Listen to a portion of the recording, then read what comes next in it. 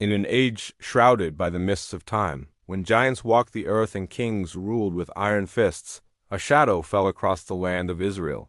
It was a shadow cast by a man of immense stature, a warrior named Goliath, whose very presence struck fear into the hearts of the bravest soldiers. He stood over 9 feet tall, encased in bronze armor that gleamed like a cruel sun, his spear a weaver's beam, its iron point a testament to his might. For 40 days and 40 nights his voice, a thunderous roar, echoed through the valley of Elah, a challenge that no man dared to answer. He taunted the armies of Israel, mocking their God and their king, his laughter a cruel storm that eroded their courage and their hope. In his eyes they were nothing but sheep, and he the wolf at the door. The entire nation trembled, trapped in a paralysis of fear. The world, it seemed, belonged to the strong, to the giants who cast long, dark shadows. But strength is not always measured in size, nor is courage found only on the battlefield. Far from the valley of despair, in the quiet rolling hills of Bethlehem, a young shepherd boy named David tended his father's flock. He was the youngest of his brothers, overlooked and unassuming, his hands accustomed not to a sword's hilt, but to a shepherd's staff and the smooth, cool stones of a slingshot. His world was one of open skies and gentle breezes, of protecting his sheep from the lion and the bear. He knew the quiet language of the wind and the steadfast light of the stars. In his heart, there was no room for the kind of fear that gripped the soldiers in the valley.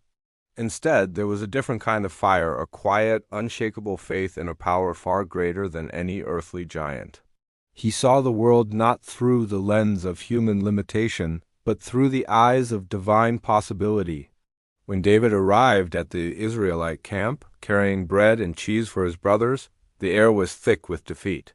He heard Goliath's booming voice, a profane echo that desecrated the very air they breathed. But where others heard a death sentence, David heard an insult to everything he held sacred. He saw not an unbeatable warrior, but a mortal man defying the living God. A quiet resolve settled upon him, as clear and pure as the water in a mountain stream. He went before King Saul, his youthful face a portrait of calm conviction. He spoke not of his own strength, but of the times he had faced down a lion and a bear to protect his flock.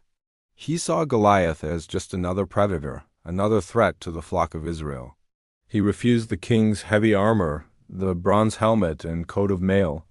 They were foreign to him, a burden that would only hinder his spirit. True protection, he knew, did not come from metal forged by human hands. Instead, David walked towards the valley, armed only with his shepherd's staff, his sling, and a simple leather pouch. He paused at a stream, its water flowing clear and constant, and chose 5 smooth stones, each one worn by time and water, each a small, silent testament to nature's enduring power. They were not weapons of war, but tools of a shepherd.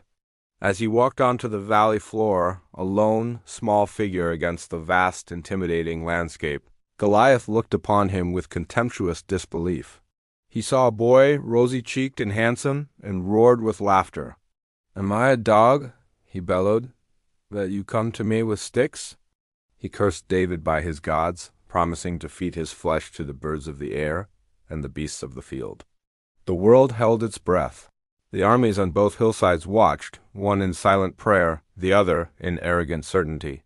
It was the ultimate mismatch, the embodiment of impossible odds. But David was not swayed. His voice, clear and steady, cut through the giant's rage. "You come against me with sword and spear and javelin," he called out. "But I come against you in the name of the Lord Almighty, the God of the armies of Israel, whom you have defied." In that moment, the battle ceased to be about 2 men.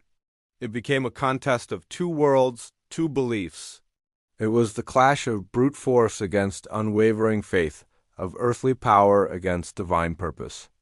David declared that the whole world would know that there is a God in Israel, and that it is not by sword or spear that the Lord saves. "The battle," he proclaimed, "belongs to the Lord." With those words, the shepherd boy broke into a run, not away from the giant, but toward him. He was a symbol of pure, unadulterated courage, a small flame rushing to meet a hurricane. As he ran, David reached into his bag, took out a single stone, and placed it in his sling. He began to whirl it, faster and faster, a humming circle in the tense, silent air. It was a motion he had practiced 1,000 times in the solitude of the fields, a dance of precision and focus. The giant, surprised by the boy's audacity, moved forward to meet him, his massive form eclipsing the sun. For a fleeting second, all of creation seemed to pause. The sling was released. The stone, a tiny missile of faith, flew through the air, true and swift. It struck the giant squarely on the forehead, the only vulnerable spot in his armor of pride. The stone sank into his skull, and the great Goliath, the champion of Gath, the terror of Israel, faltered. He swayed, his eyes wide with disbelief, and then crashed to the ground, his fall like the felling of a great ancient tree. The earth itself seemed to shake with the impact. A stunned silence fell over the valley, broken only by the gasp of two armies. The impossible had happened. The giant was slain. The shadow was lifted. The shepherd boy, armed with nothing but a sling and an unyielding belief, had triumphed over the mighty warrior. A great shout erupted from the Israelite camp, a tidal wave of joy and disbelief, while the Philistines, their champion fallen, turned and fled in terror.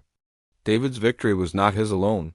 It was a victory for the overlooked, for the underestimated, for all who dare to stand for something greater than themselves. He showed the world that true power lies not in the size of your armor or the weight of your spear, but in the size of your faith and the courage in your heart. This ancient story, echoing through the corridors of time, is more than a memory of a battle won. It is a timeless truth, woven into the fabric of the human spirit. We all face giants in our lives. They may not be 9-foot warriors, but they are giants nonetheless. They are the towering obstacles of fear, of doubt, of despair.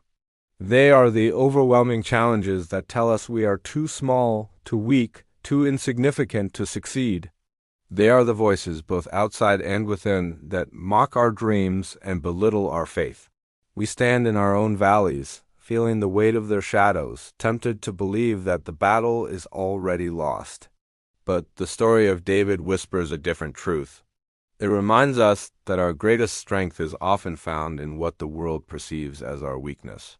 It is in our unique gifts, the smooth stones we have gathered through our own quiet experiences. It is in our authenticity, in refusing to wear armor that does not fit us. And most profoundly, it is in our faith not just in a higher power, but faith in the enduring power of hope, of love, of purpose.